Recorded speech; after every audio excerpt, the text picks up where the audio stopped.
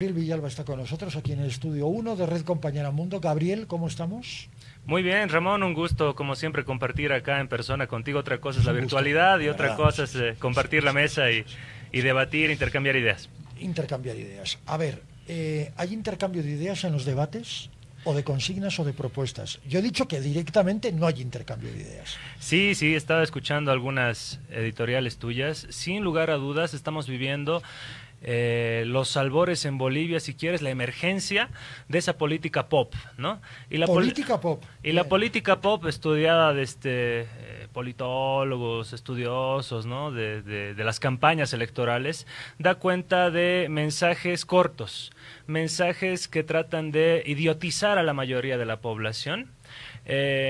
Bastante concretos, bastante laxos, campañas que se desarrollan generalmente por redes sociales, que no tienen profundidad ideológica, profundidad discursiva, tampoco profundidad de propuestas o de ideas concretas o de confrontación de ideas en realidad, y trata más de, en esta lógica del marketing político, ¿no? Esta combinación del marketing con la teoría política, generar ciertas tendencias breves, cortas, mensajes que lleguen, que calen en lo que se apunta que es lo pasional, ¿no? En las redes sociales, en campañas electorales modernas, en todas, en el antiguo continente y nuevo continente, o las campañas latinoamericanas, encontramos que pues se ha hecho costumbre esto de lo corto, lo concreto y apuntar a las pasiones, sea a la ira, sea al amor, sea a la nostalgia, pero no a la razón. Entonces tienes la imposición y todo el diseño de las campañas apuntado hacia lo pasional y dejando a un lado, si quieres, lo racional. Nadie ya lee las propuestas de gobierno, están todas en la página del Tribunal Supremo Electoral. Sin embargo, nadie se sienta con su familia y dice, muy bien, esta noche vamos a leer el programa de gobierno del MAS, la siguiente noche vamos a leer el programa de gobierno de la otra fuerza política, digamos, o de Samuel Sería Doria un motivo Medina. de conversación. Hasta suena aburridísimo. Aburridísimo, Reunir a la familia claro, para ver los programas de gobierno. del siglo pasado, del siglo Sí. XIX incluso, ¿no? Entonces, ¿cómo se informa la gente? Fundamentalmente a través de su celular, a través de redes sociales, a través de TikTok, a través de Instagram, a través de Facebook. Ahora ya las mamás son las más facebookeras, digamos. Es verdad, es verdad. Entonces, el diseño de las campañas está pensado para esos espacios virtuales. La campaña de Javier Milei, por ejemplo, en Argentina, no fue una campaña de llenar estadios, de llenar plazas, de grandes conglomeraciones de personas, fue una campaña de redes sociales, específicamente TikTok, y así ganó a una tradicional fuerza peronista que está muy ligada a ese ámbito de la masividad, ¿no?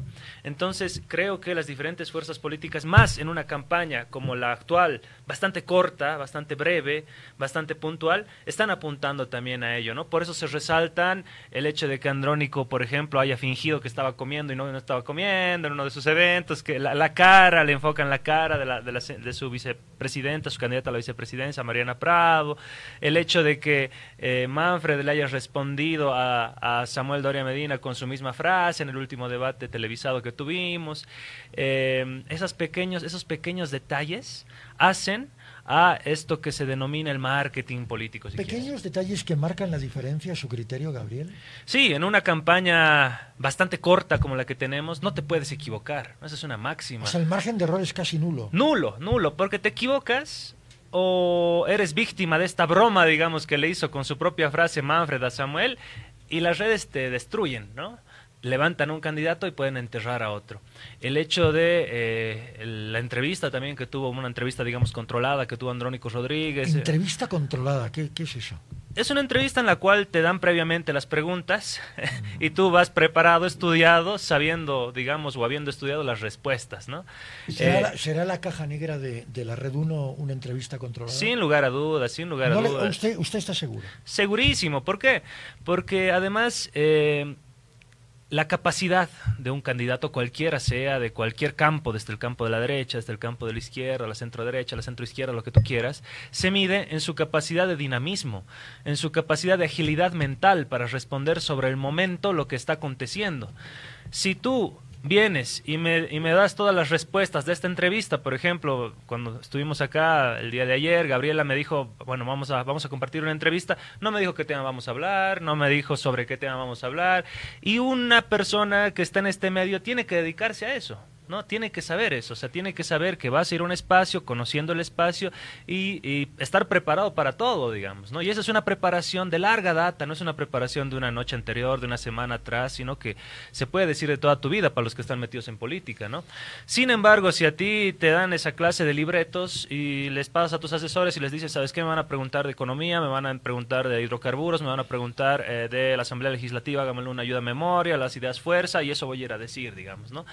Se vio algo. ¿Cree usted que esto está pasando en realidad? Sí, se vio algo. No en el caso específico de la entrevista de Red 1, en general. No, en general, sí. ¿En general? Cuando revisaba a los pocos ciudadanos que se han interesado Adelante. por ver el debate entre Samuel, Manfred y Tuto. Pocos ciudadanos. Sí, porque la verdad... ¿Hay índices de audiencia? La realidad es que tú haces una encuesta, si quieres, corta, breve, entre tu círculo más cercano, círculo familiar, círculo de amigos. ¿Qué estás viendo en este momento? Te dicen cualquier cosa menos, te van a decir. No hay expectativa por un debate presidencial, por un debate de candidatos presidenciales, ¿no?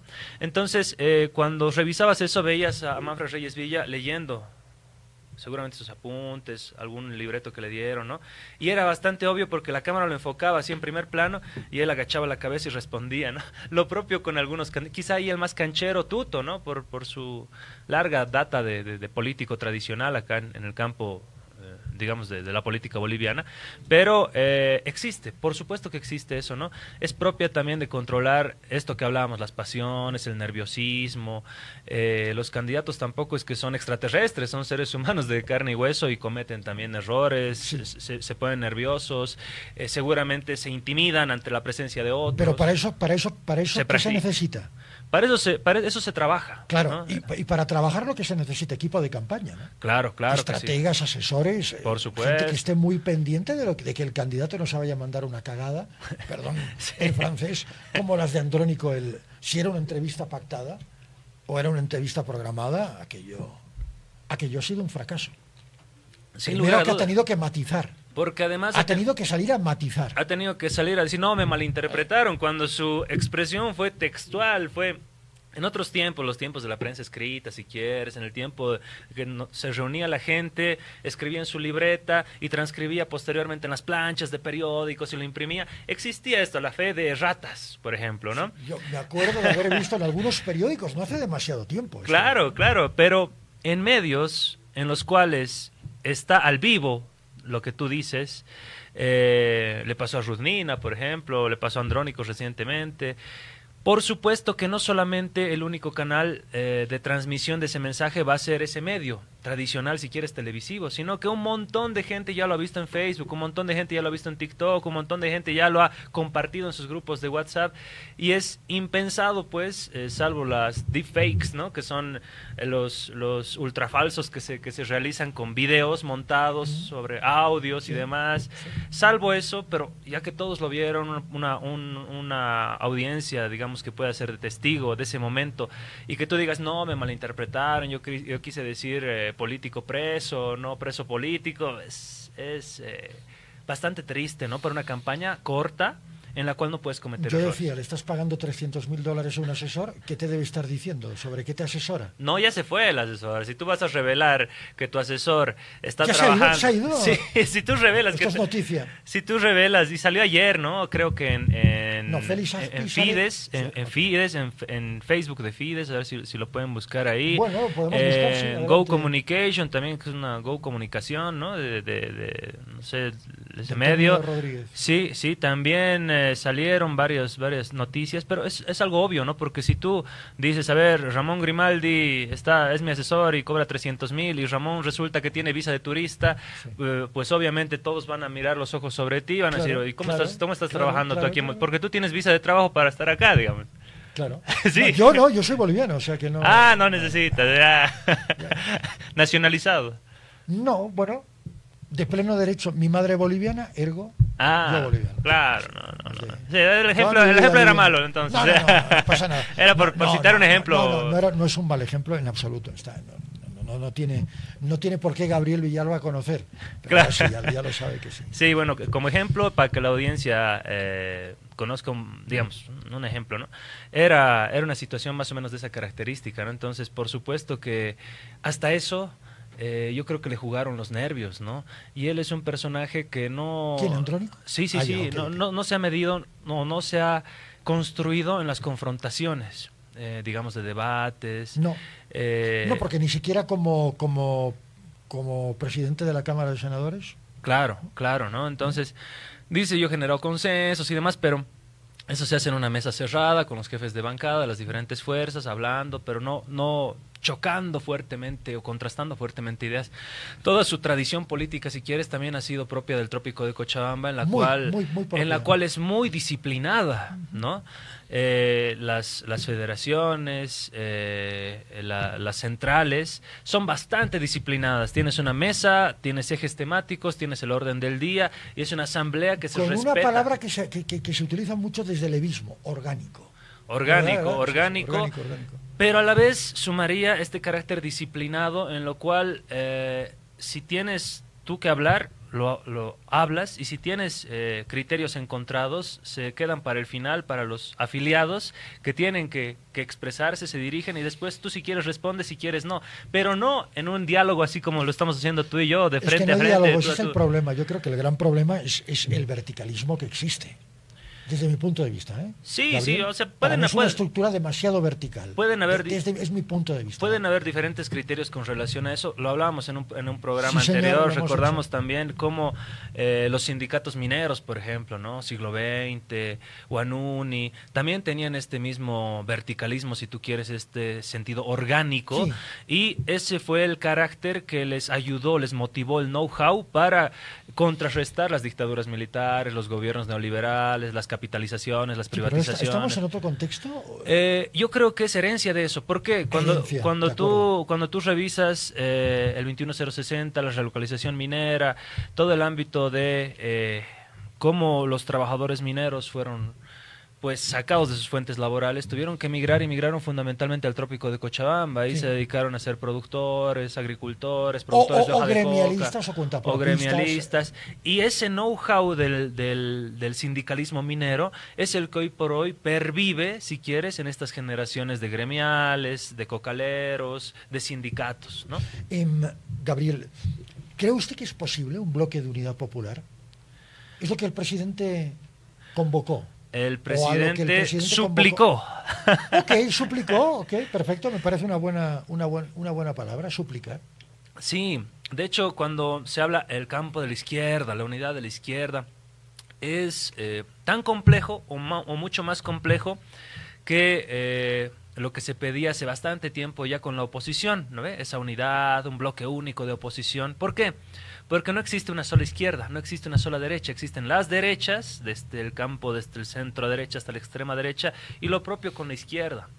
Y esto es históricamente, ¿no? Entonces, muy rara vez en condiciones, quizás el 2009, 2020 fue una de esas condiciones, donde todas las fuerzas dispersas ante una emergencia como el gobierno de Yanine Áñez, Sacaba, Sencata, Guayani, se llegan a nuevamente congregar, ¿no? Y tiene 6 sectores del indigenismo, del indianismo, del catarismo, del socialismo, del comunismo, del Partido Socialista, del Partido Comunista, de lo que se ha denominado el socialismo comunitario, del más, del no más, de los que estaban en contra del más, de los seguidores de Felipe Quispe, de los que lo querían, de los que no lo querían, que pum, se juntó todo ese bloque y generó un sentido de repulsión, si quieres, hacia el gobierno de Áñez. Sin embargo, una situación de esas, electoralmente hablando, muy difícil que se pueda dar. Históricamente en Bolivia no se ha dado, ¿no? Lo que sí se ha podido, digamos, estructurar son el sistema de coaliciones o de megacoaliciones, es decir, participar tú en las elecciones así como te vaya.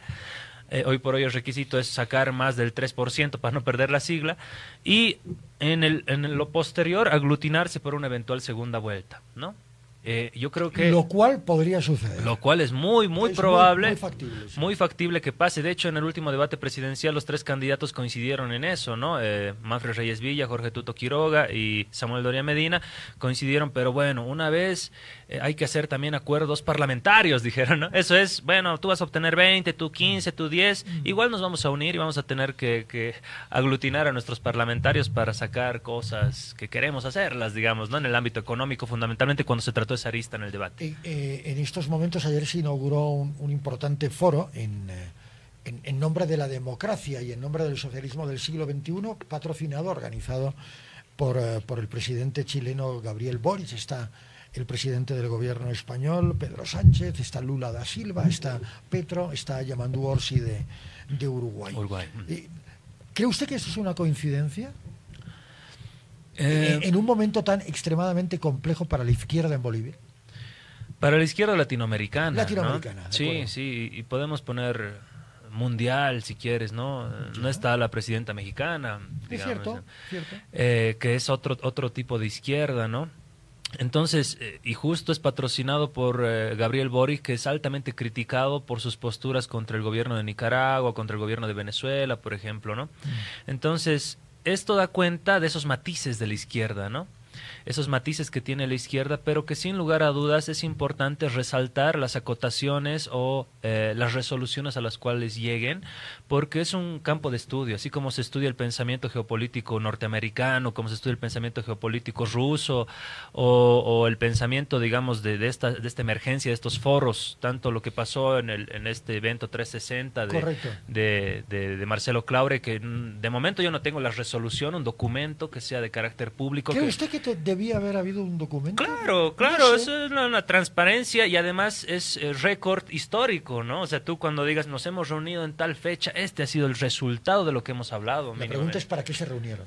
Claro, nadie sabe, ¿no? Cuando tú tienes un documento, una resolución, da cuenta, al menos al público, que te has reunido, se ha gastado dinero, se ha gastado estadía, se ha gastado pasajes para un resultado. ¿Para qué se reunieron? Esa es la pregunta que muchas personas están formulando en estos momentos en casa. Sí, de hecho ya se comienzan a acusar entre ellos, ¿no? Manfred Reyes Villa ayer salió a decir, pero mira, si tú me has dicho que sea tu socio del litio, ¿no? Marcelo Claure dice, no, pero a mí no me interesa el litio, cuando el resto de todos sus tweets ahora en X daban cuenta de su interés manifiesto por el litio y una postura política también que él toma, ¿no? En patrocinio de los denominados candidatos de ese bloque de oposición. Entonces, da cuenta evidentemente de un negocio, ¿no?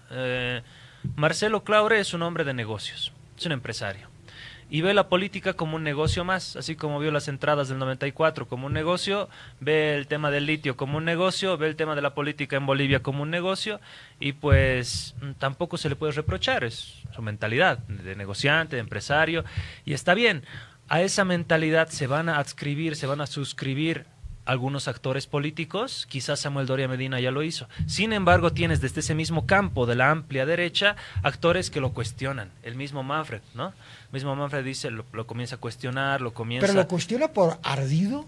Es decir, porque no lo tomaron en cuenta él. Yo creo que va por ahí. Lo cuestiona... No creo que lo cuestione por un tema ideológico, absolutamente no. Yo creo que lo cuestiona por un tema práctico. Lo cuestiona para tratar de rescatar un poco del voto de este sector, de este segmento de la población que no le gusta esta clase de directrices. Recordemos en los 2000, cuando el 2005, 2004, el embajador norteamericano dijo, si votan por Evo Morales, Estados Unidos va a dejar de tener negocios con Bolivia, ¿no? Y pum, la gente, ¿qué? Ningún gringo nos va a venir a decir acá que no votemos por tal candidato, vamos a votar por él, ¿no? Lo mismo está haciendo Marcelo Claure. Si no votan por Samuel Doria Medina, entonces yo me lo llevo mis negocios, me lo llevo la pelota, me lo llevo el Estadio del Bolívar, digamos, ¿no? Entonces, pues está generando... Rocha, sí, está generando esa, quizás Manfred, apuntando a esa gente, llámese indecisa, que tiene un sentido de repudio hacia directrices que vienen de fuera, ¿no? Que es un segmento mayoritario. Es un segmento mayoritario que en algún momento, y que lo leí y lo comenté esta mañana, apareció en Visión 360, que decía que hay un voto indeciso, que justamente va por ahí, que tiene que ver con gente evista que no sabe hacia dónde ir, al no sentirse identificada con ningún candidato, sigue siendo gente que se identifica con Evo Morales y que estaría entre el grupo de indecisos, ya que de gente joven, sobre todo joven, que va a acudir por primera vez a las urnas y que dice, yo esto es que no entiendo nada de lo que está pasando, ¿no? Es gente que ha nacido y ha crecido en la generación Evo. Sí, sí. Esto es interesante. Porque esa generación de jóvenes que a sus 6 años, en primero básico, el presidente era Evo. 12 años después, secundaria, promoción, el presidente seguía siendo Evo, ¿no? Fácilmente en esos discursos laxos, en esos discursos pop de eslogan, se les vendió es un dictador. ¿Por qué? ¿Ha hecho mal algo? ¿No te molesta algo de lo que ha hecho? No, es que mucho tiempo ya ha estado, digamos, ¿no? Y eso comenzó a permear y a sumarse, a condimentarse con otros discursos también.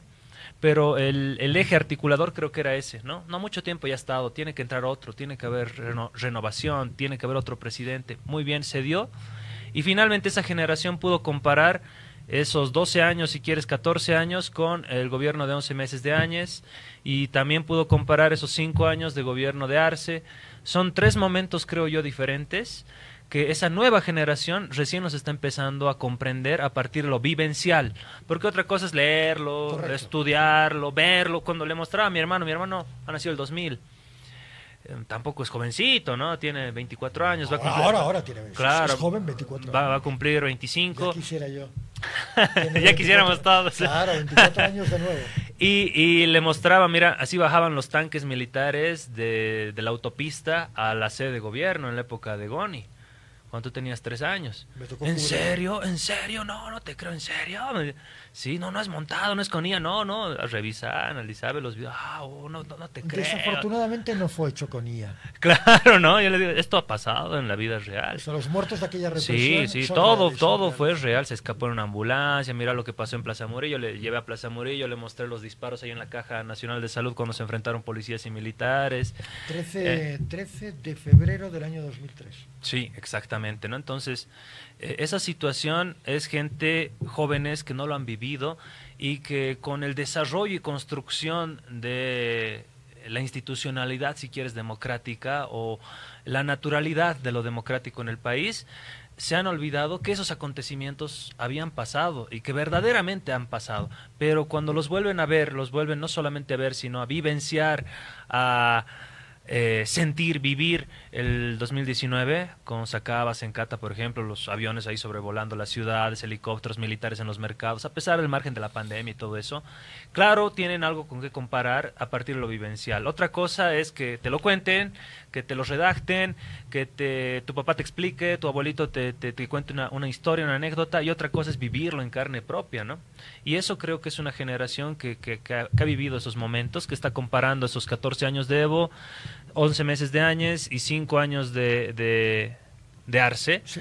en 3 momentos diferentes, que algunos tratan de meterlos en la misma bolsa, pero hay que saberlos disgregar para un análisis claro y sincero sobre todo, y está tomando también ciertas decisiones. Ahora, cuando hablamos de indecisos, Ramón, en los hechos es gente que le preguntas ¿por quién vas a votar? Y te dice, no me importa, todos son lo mismo, pero esos lo cuantifican con Pero bueno, indeciso. cuando vayas a votar, claro. No, pero digamos que no deja de ser un parámetro significativo a la hora de analizar una encuesta, ¿no? La cantidad de gente que todavía no ha tomado una decisión, a mí me parece importante. Que es mayoritaria, si sumas Sí, nulos, blancos e indecisos, suman más de 32%, Por ejemplo, que hacen superior en 10 puntos porcentuales, en 12 puntos a la porcentuales. intención de voto por algún a la candidato. intención de voto por Samuel, por Manfred, ¿no? Sí, no, aquí tengo, por ejemplo, en la encuesta de la UPEA, que difundimos la semana pasada, solo en el Alto, 26.4% de indecisos. Solo en el Alto. Un saludo a la UPEA, y voy a aprovechar la mención para contarte una anécdota. ¿Ah, sí? Una anécdota de la UPEA. Me encanta. Adelante. Te cuento que me postulé para, no vamos a decir la carrera, pero la gente que conoce el ámbito de la UPEA va a saber. Me postulé, llené los requisitos que se necesitan para la docencia en la UPEA, presenté mi postulación, todo, y resulta que en consejo de la UPEA, y este dato me lo pasaron, es fidedigno, me dijeron, no, Villalba no entra por que es operador político de Evo Morales. De esa manera me afuerearon de la docencia universitaria en la UPA. No es el único ámbito donde lo han afuereado a Gabriel Villalba. En algunos medios de comunicación tampoco le permiten ir. Sí, de hecho... O directamente ni lo consultan. Eso es anecdótico, ¿no? No es anecdótico, es grave. Es penoso. Es grave, penoso, pero se ha convertido y se ha naturalizado lamentablemente, ¿no? Y esto te lo pueden decir todos tus colegas. Me he reunido con varios periodistas que nos dicen, nosotros nos dicen, si quieres pauta publicitaria, cumples con este parámetro y además no los invitas a este y o sea, te dan la lista de baneados. Sí, ¿no?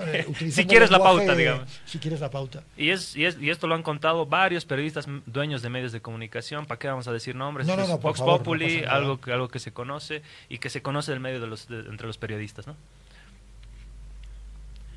Qué triste, ¿no, Gabriel?